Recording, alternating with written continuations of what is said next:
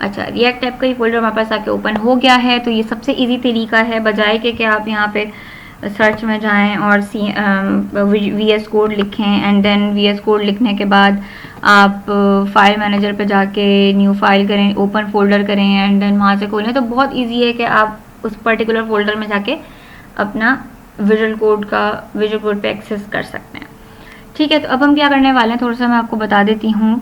और कि हम जैसे मिसाल के तौर पे test.txt मैंने यहाँ पे क्रिएट की, तो ऑटोमेटिकली इस फोल्डर के अंदर भी मेरी वो पेज क्रिएट हो जाएगा। ठीक है, यहाँ पे अगर कोई मैं चेंजेस करती हूँ और सेव करती हूँ तो ऑटोमेटिकली यहाँ पे भी मेरे पास वो चीज़ आ जाती है। अच्छा, अब जो बेसिक मेरी हमारा जो फोकस है वो है कि हम स्टार्टिंग के जो एक्सटेंशंस है वो इंस्टॉल कर लेते हैं। ठीक है, एक्सटेंशंस बहुत ज़्यादा इंपॉर्टेंट हैं रिएक्ट को स्टार्ट करने के लिए। ठीक है, तो एक्सटेंशंस आपकी बहुत हेल्प करती हैं। सबसे पहले मेरे पास एक्सटेंशन होगी, वो होगी लाइव सर्वर की।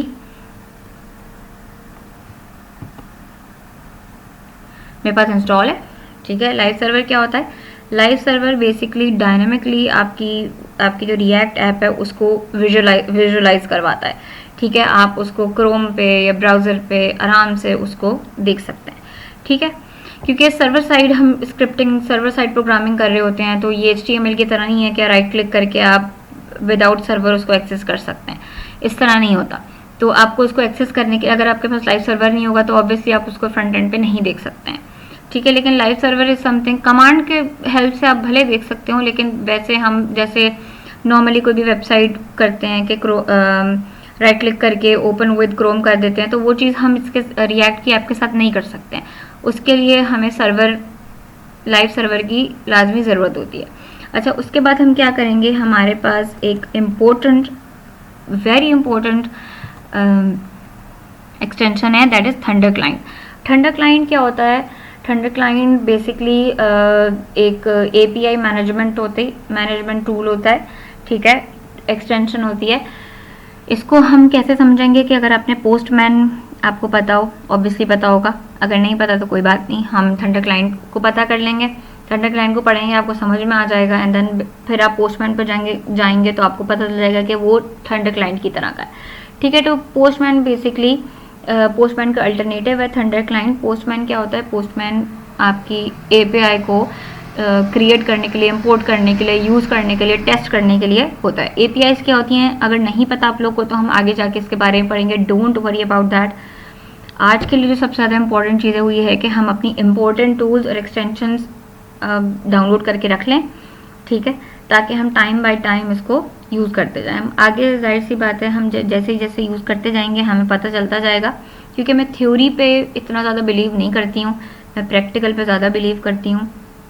तो थ्योरी जितना मुझे ज़रूरत मैं समझती थी मुझे बतानी चाहिए, उतनी मैंने बताई है, क्योंकि थ्योरी से ज़्यादा मुझे लगता है कि जब हम प्रैक्टिकल कर रहे होते हैं तो वो हम ज़्यादा अच्छे तरीके से उसको लर्न कर सकते हैं, समझ सकते हैं। ठीक है, तो थंडर क्लाइंट हमने इंस्टॉल कर लिया। थंडर क्लाइंट इंस्टॉल करने के बाद फिर एक और एक्सटेंशन है ES7, ये वाली। ठीक है, ये भी हमने कर लेनी है। ये क्या होता है? ये बहुत इजी टू यूज़ है। जैसे मैं कह रही हूँ कि रिएक्ट बहुत आसान है, बहुत आसान लैंग्वेज है। आप उसको विदाउट टाइम वेस्टिंग, आपको इतना कोडिंग पे करना भी नहीं पड़ेगा, टाइम वेस्ट, आप इजीली इसको यूज़ कर सकते हैं। उसके लिए आपको कुछ एक्सटेंशंस की जाहिर सी बात है ज़रूरत होगी। अब एक खाली रिएक्ट का फोल्डर लेके तो बैठे नहीं रहेंगे ना हम लोग, ऑब्वियसली बहुत सारी एक्सटेंशन, बहुत सारी टूल की हेल्प से हम रिएक्ट की वेबसाइट को बनाएंगे। ठीक है, तो ES7 रिएक्ट रिडस ग्राफ QL ये बहुत इंपॉर्टेंट है हमारे लिए। इससे क्या होगा कि कुछ स्निपेट्स जो रिएक्ट के लिए हम यूज़ करते हैं कोड जनरेट करने के लिए, वो हम इस एक्सटेंशन के थ्रू कर सकते हैं। लाइक अगर मुझे कोई मॉड्यूल इंपोर्ट करना है तो जस्ट मैं IMP+ करूँगी और वो मॉड्यूल मेरे पास इंपोर्ट हो जाएगा। ठीक है, तो इसकी बहुत ही, जैसे मिसाल के तौर पे अगर मुझे कुछ प्रॉप्स करने हैं, ये एक कोड है, स्निपेट है, ये है क्या, किस बारे में, प्रॉप्स क्या होते हैं, स्टेट्स क्या होती हैं, कंपोनेंट्स क्या होते हैं, वो हम बहुत डिटेल में आगे जाके पढ़ेंगे। फिलहाल मैं इस एक्सटेंशन का एक फ़ायदा बता रही हूँ आपको, या फिर एक्सटेंशन की इम्पोर्टेंस बता रही हूँ कि ये क्यों यूज़ होता है। ये इसलिए यूज़ होता है क्योंकि आप सिर्फ 2-3 वर्ड लिखेंगे रिलेटेड टू दैट।